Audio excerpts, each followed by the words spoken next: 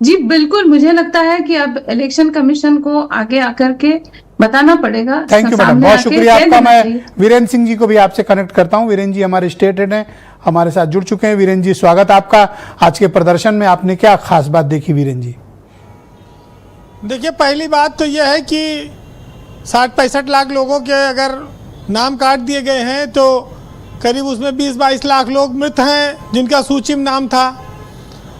अगर वो नाम पड़े रहता तो जो मर गया वैसे भी वोट डालने ना आता, तो उससे कोई ज़्यादा नुकसान चुनाव आयोग को होता नहीं, तब 40-45 लाख का मामला रह जाता।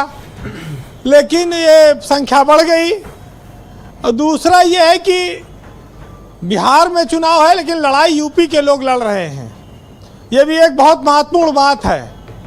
लोकसभा चुनाव के बाद हिंदी पट्टी के राज्य में बिहार एक ऐसा राज्य है जो उत्तर प्रदेश से सटा है और उसके चुनाव का परिणाम उत्तर प्रदेश के सियासत पर बहुत असर डालेगा।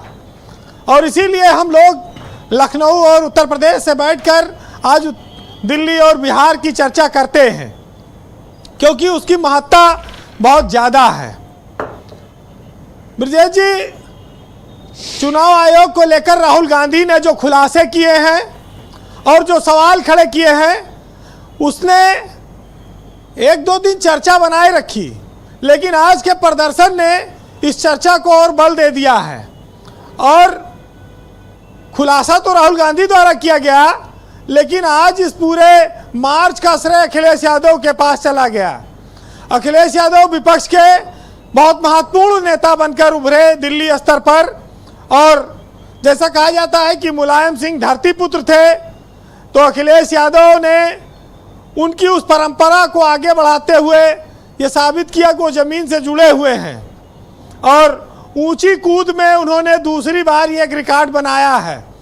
इससे पहले भी वो लखनऊ में एक बार गेट फांद गए थे। तो रिसर्च कोई और करे और मौके पर प्रदर्शन कोई और, ये इसी तरह का आज एक मामला हुआ संसद के बाहर।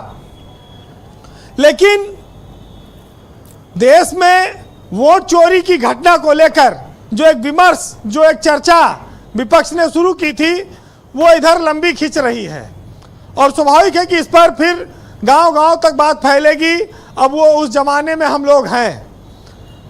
कांग्रेस और आरजेडी से आगे समाजवादी पार्टी निकल रही है, ये भी एक बहुत महत्वपूर्ण बात इसमें है।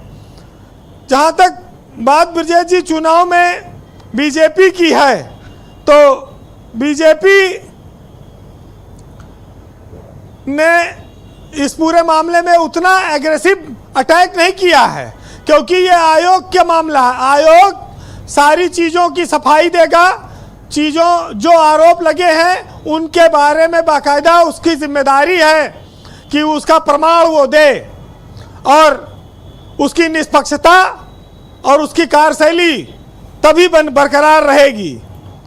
अब ये जरूर है कि राहुल गांधी चुनाव आयोग के बहाने बीजेपी पर निशाना साधते हैं कि वो बेईमानी करा रही, गड़बड़ी कर रही है। लेकिन ये बात बहुत साफ है कि चुनाव आयोग की विश्वसनीयता पर सवाल है, और बिहार चुनाव से पहले ये विश्वसनीयता साफ होनी चाहिए। वैसे बिहार में चुनाव चल रहा है, और बिहार में ब्रजेश जी बहुत चुनाव को लेकर ये लोग बहुत क्लियर रहते हैं। उनका अपना नज़रिया है और वहाँ पर घोषणाएं भी हो रही हैं। एक अच्छी बात यह है कि इस बार बिहार में चाहे विपक्ष की सरकार बने और चाहे सत्ता पक्ष की, नौकरी दोनों तरफ से दी जाएगी। एक ने ऐलान किया है आरजेडी ने कि वो जीतेगा तो 10 लाख नौकरी देगा, और एनडीए ने कहा कि अगर वो जीतेगी तो 19 लाख नौकरी देगी। तो बेरोजगारों को फायदा है वैसे इसमें। लेकिन जी, आज वोटर लिस्ट में जो शुद्धिकरण की बात चल रही है, अगर सियासत में नेताओं का शुद्धिकरण हो जाता तो बिहार में ज़्यादा भला हो जाता, बिहार राज्य का। लेकिन अभी तो वोटर लिस्ट के नाम पर चीज़ें चल रही हैं, वो चलती रहेंगी।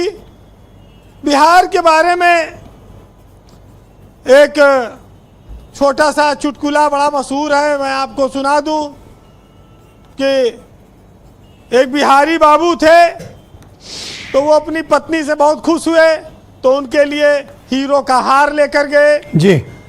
तो पत्नी हीरो का हार पाके बड़ी प्रसन्न हुई और दौड़ के भी बिहारी बाबू को उन्होंने कस के गले लगा लिया। तो पत्नी ने बोला कि अरे तुम्हारा दिल भी तो बहुत कुरकुरा है। तो बिहारी बोले अरे दूर हटो, जेब में बीड़ी बंडल रहा टूट गया। तो ये भी सब बिहार के निराले, ये लग रहा है किसी का व्यक्तिगत अनुभव है जो आपने सुनाया है वीरेंद्र जी। ये सब बैठे, ये अजय सिंह जनता दल यूनाइटेड वाले तो काफी पटना आते जाते हैं, इनको मालूम होगा। जी। वैसे कंक्लूड करें। वैसे अगर भगवान भी, लोग कहते हैं कि जी। चुटकुला ही है कि अगर भगवान आ जाए और कहें बिहारी से कि बेटा ये लो अमृत है थोड़ा से पी लियो, तो बिहारी कहे प्रभु अभी ना पी सकी, तो प्रभु पूछे कहे प्रभु अभी ने गुटखा खाया है थोड़ी देर बाद पी लिए। तो ये भी सब है सिस्टम वहां पर। जी वीरेंद्र जी कंक्लूड तो करें जी। लोकतंत्र में राजा और सरकारें बदलती रहती हैं, और एक साहित्यकार ने बहुत अच्छा लिखा है कि सदा के लिए कोई चीज नहीं है। तो सुनिएगा कि सदा न संग सहेलियां, सदा न राजा देश, और सदा न जुग में जीवड़ा, सदा न काला केस, सदा न फूल खेत की, सदा न सावन होए, और सदा न विपदा रह सके, और सदा न सुख भी होए, और सदा न मौज बसंतरी, सदा न ग्रीष्म भाड़, और सदा न जीवन थिर रहे, सदा न संपत माड़, और सदा न काहू की रही गल प्रीतम की बाह, और ढलते ढलते दर ढल गई बस तरुअर सी छाह।